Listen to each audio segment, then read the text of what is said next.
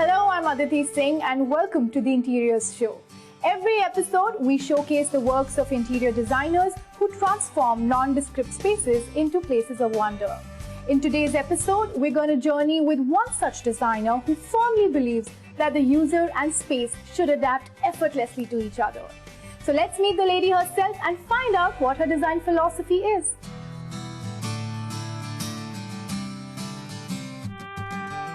I'm Tejal Mathur. Quite by accident 15 years ago, I started designing spaces for people, a journey I've fallen in love with ever since. In fact, the most endearing part about what I do is I get to tell a different story each time through my eyes. I hope to continue to influence the way the people live, love, and coexist through my design.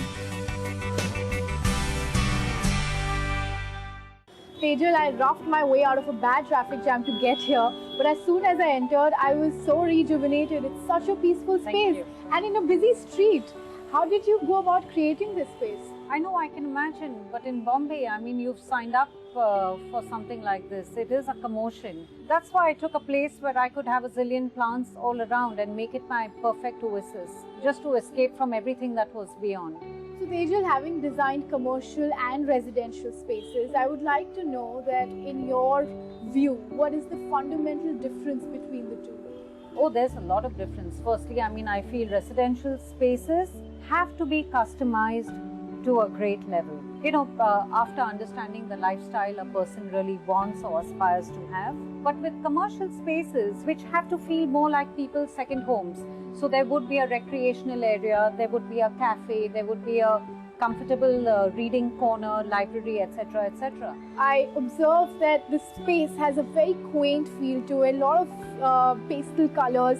So is that a reflection of your personality somewhere? I could describe my place as comfortably stylish or casually chic or whatever you want to call it, because that's the kind of person I am. So let's talk about the interiors and the exteriors here. How have you balanced the two? Well, we definitely wanted a lot of natural light, and for me, obviously, screening of the indoors with a glass grill like this was imperative to be able to achieve it. Tejal, we've talked a lot about your house. I think it's time to explore and have a look around, so please take me around. Let me begin, Aditi, with this Sinhalese script from Sri Lanka. And we bought this from this really cool store called Paradise Road. In fact, all the elephants that you see there, all the cushions that you have here, and we just opted for a very monochromatic color scheme here because we had so much green around. And I didn't want too much other color conflicting with it. That looks really intriguing to me. I mean, I've never seen something so exotic. Well, this is a part of my furniture collection. Oh. Because we do lamps and rugs and we customize for projects. Okay. And we got this done for this place especially. It just feels like an inverted trunk of a tree. Or you want to call them bunch of antlers woven together. Yes, yes. That table in front of me, again, is very vintage looking. Yeah, it's actually a very industrial table and it's really got weather beaten by now. But that was the whole point. So let me take you to my favorite corner where I like to have my tea every morning. Yeah.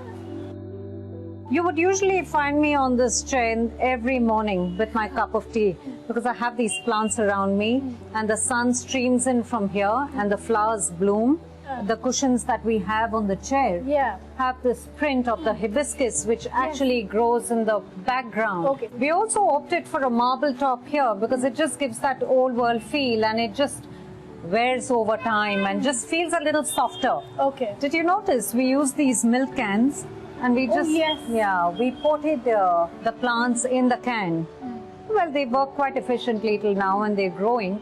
We intend for it to grow along this entire wall and cover it eventually. That's a great use of milk cans actually, and I'm sure it's quite cost effective again. Tejal, I have to say that I'm extremely fascinated by your unique sense of design and how you accommodate the vintage look in an outdoorsy space. So now I think it's time to head inside and have a look around.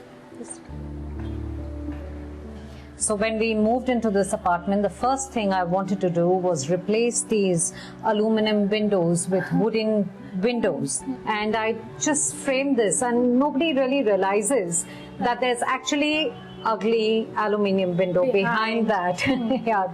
I think the first thing, the starting point out here was to just not have a ceiling. Once I walked inside and saw the open concrete, I was like, oh my gosh, for no good money can you even get this. I'm not even going to touch it. So again, interestingly, you've used the marble table here. Because we wanted to again retain the old flavor of Carrara marble.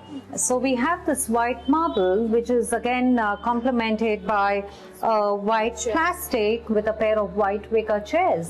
And on it sits a white metal water jug. And if you look closely, we have these white porcelain tiles in a brick form with a white grout.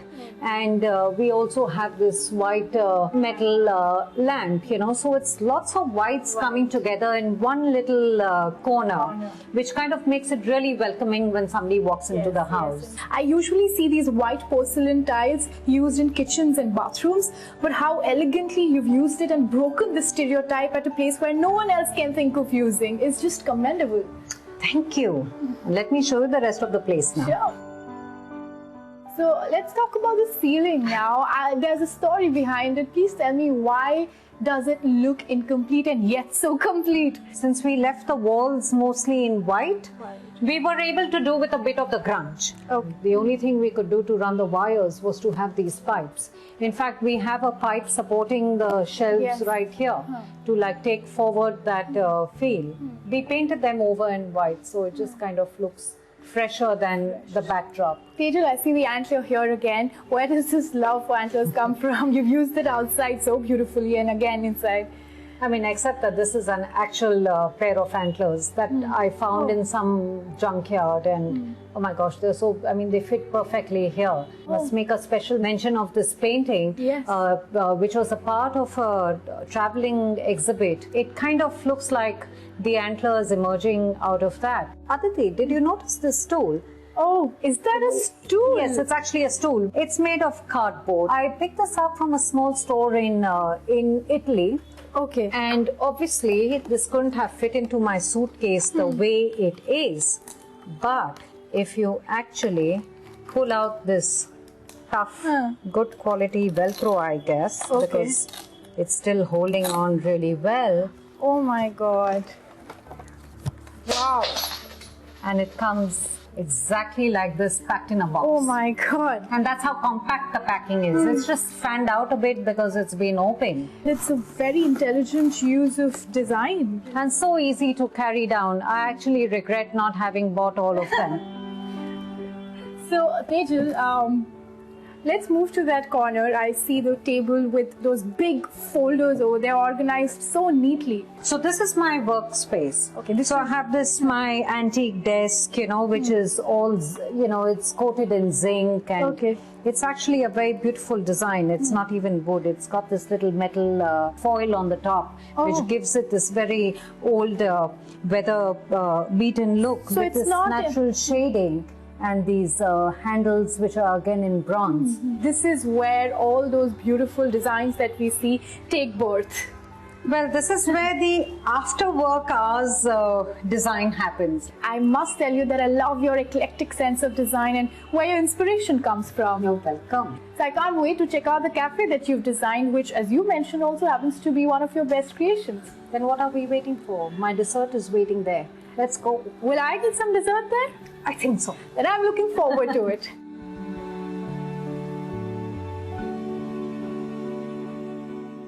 So Tejal, what was the biggest challenge in designing this space? It really had to do with kind of making people notice that this place even existed because of the kind of volume it had as a structure externally. It's actually just a single level space. So we had to draw up a facade all the way to the top and have the greens flow and, you know, work extensively with it so that nobody really misses it.